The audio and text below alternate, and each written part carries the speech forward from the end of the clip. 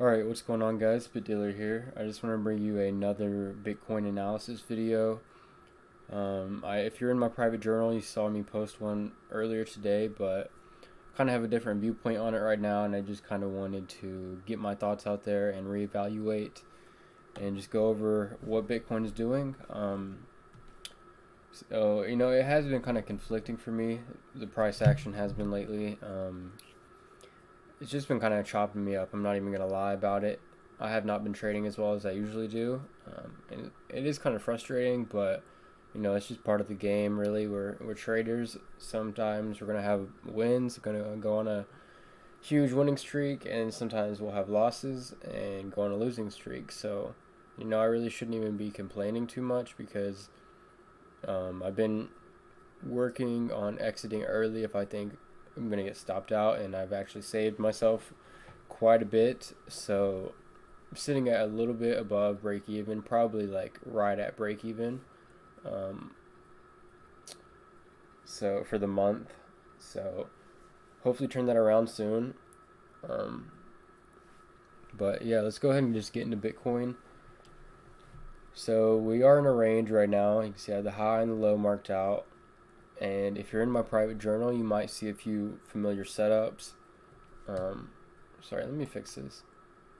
You might see a few familiar setups. I think I'm going to post this on YouTube and on Twitter though, so I'm not going to mention those setups, but in the journal I will do a little write-up on it, and I'm sure you might already see them, but essentially we're in this range. We swept the low. Now we're probably or potentially going for the high.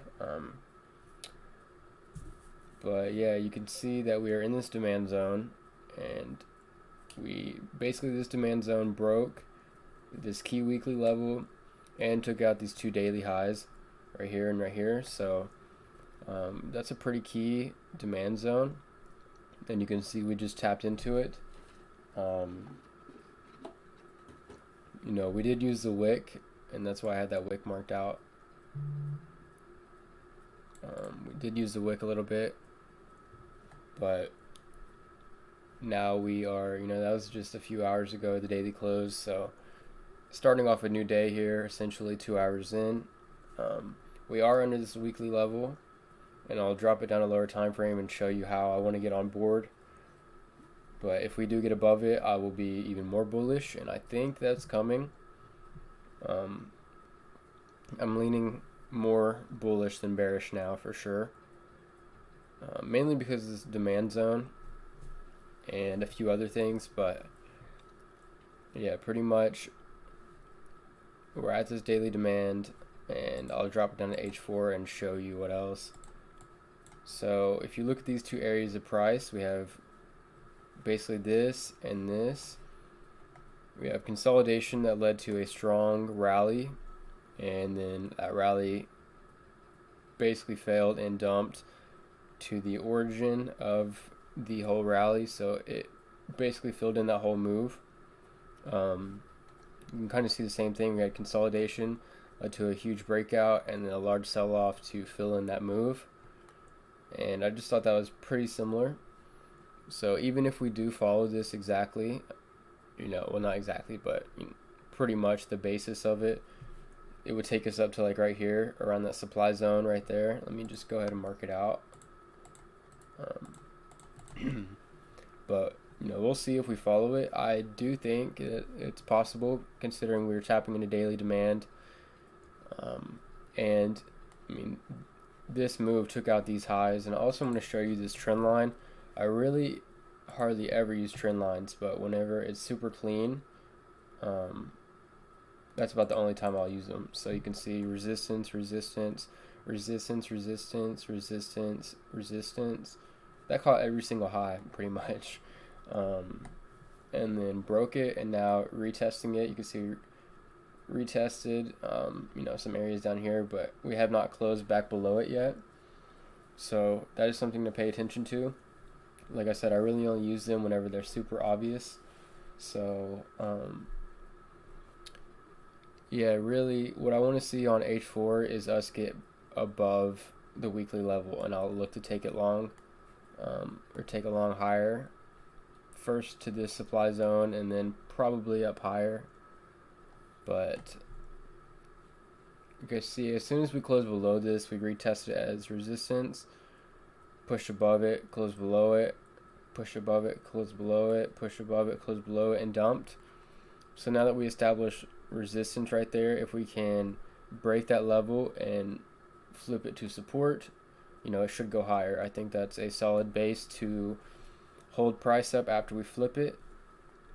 And also what I wanted to show you is on the H1, look how well this demand zone worked out, right? Or like, look at the candle closes. I always talk about this. It wicked into this demand, closed above it. Wicked into the demand, closed above it. I mean, that's like to the fucking dollar pretty much right there. And you can see that happen right here. Wicked into it and closed above it. So if we are able to, now that we've closed above it like that, I think we could send price higher. And yeah, that's about all I had to say really. So for me to get on board, I want to see price above here, get in like right there. You know, the classic break and retest. But anyways, and if we close below this, then I will look to take it short. If we get like a H4, close below this, and then I'll be looking down here at like 9.2, 9.250 is where I'm looking to buy. You know, if we break down from there, because I think once this low is gone, is taken out, and we get a close below it, that would send us lower. But I mean, let's just look at it real quick. 17.7% drop into daily, so a 17% drop into daily demand, flipped a trend line, this clean ass trend line, and broke these highs, so broke market structure. You know, we did not break this high, but we definitely broke these highs. So I mean, if you look from this low, we have a high, a low, a higher high. This is potentially setting a higher low, so another one. So, you know, that's the bullish case, and that's what I'm leaning towards now. The bearish case is, like I said, really, I mean, I guess you could call this a high, a low, a lower high, looking to set a lower low. But if you look at the most recent price action, it's kind of looking like it's trending up now. If you ignore this, you've broken these highs, so it's broken market structure, and really I think it'll go higher from here. That's about all I have to say, guys. Like I said, I will post this online. I think I'm going to post this video on Twitter and on YouTube. So if you're in my private journal, I will do a more in-depth write-up on it, so I can go ahead and talk about some of those things that, you know, I didn't want to share. But yeah, guys, thanks for watching this video, and I will talk to you guys next time.